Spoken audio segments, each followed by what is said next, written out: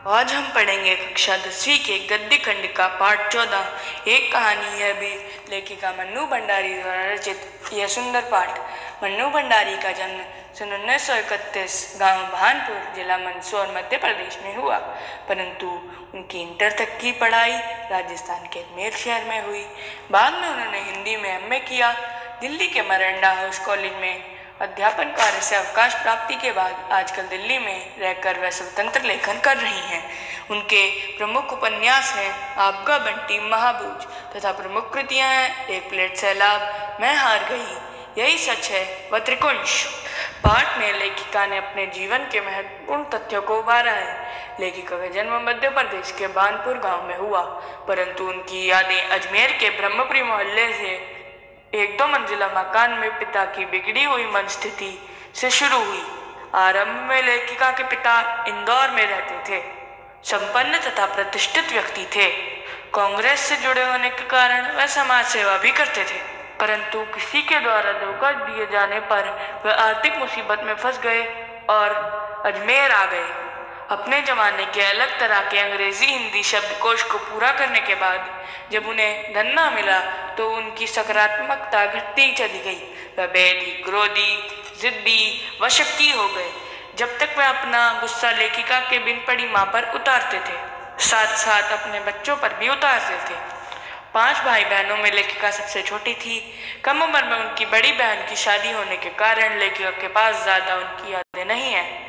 लेखिका काली थी तथा उनकी बड़ी बहन सुशीला की गोरे होने के कारण पिता हमेशा उनकी तुलना उनसे किया करते तथा लेखिका को नीचा दिखाया करते, क्योंकि बचपन से ही लेखिका दुबली पतली थी तथा उनकी बहन हट्टी कट्टी व हष्टपुष्ट थी।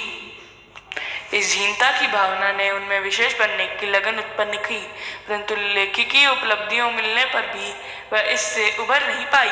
बड़ी बहन के विवाह तथा भाइयों के पढ़ने के लिए बाहर जाने पर पिता का ध्यान उन पर पूर्णतः केंद्रित हुआ।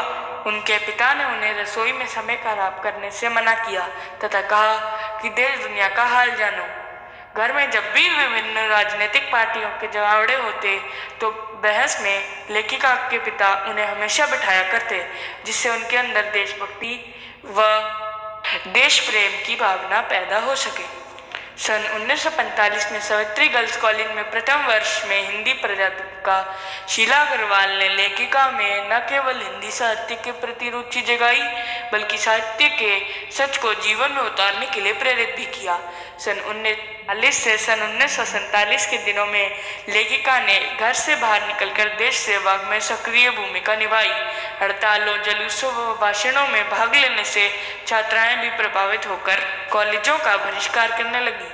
प्रिंसिपल ने कॉलेज से निकल जाने से पहले पिता को बुलाकर शिकायत की तो वह होने की बजाय लेखिका के नेतृत्व शक्ति को देखकर गद्द हो गए। एक बार जब पिता ने अजमेर के व्यस्त चौराहे पर बेटी के भाषण की बात अपने पिछड़े मित्र से सुनी, जिसने उन्हें मान मर्यादा का लिहाज करने को कहा, के पिता पहले तो गुस्सा हो गए, तो रात को जब उनके एक और अभिन्न मित्र ने लेखिका की बड़ाई करते हुए यह कहा तो वह गद्द हो उठे और जब लेखिका वापस पर क्रोधित न हुए, परंतु और ज्यादा गौरवान्वित महसूस करने लगे थे।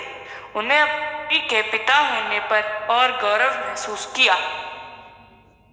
1947 के मई के महीने में कॉलेज ने लेखिका समेत 2-3 छात्राओं का प्रवेश 3rd ईयर में हुड़दंग के कारण निषेध कर दिया, परंतु लेखिका और उनके मित्रों के बाहर भी इतना हुड़दंग मचाया कि आखिर उन्हें प्रवेश लेना ही पड़ा। यह खुशी लेखिका को न कर पाई जितनी की खुशी ने उन्हें दी। उन्होंने इसे शताब्दी की सबसे बड़ी उपलब्धि बताया। धन्यवाद। दक्ष तलवार द्वारा रचित।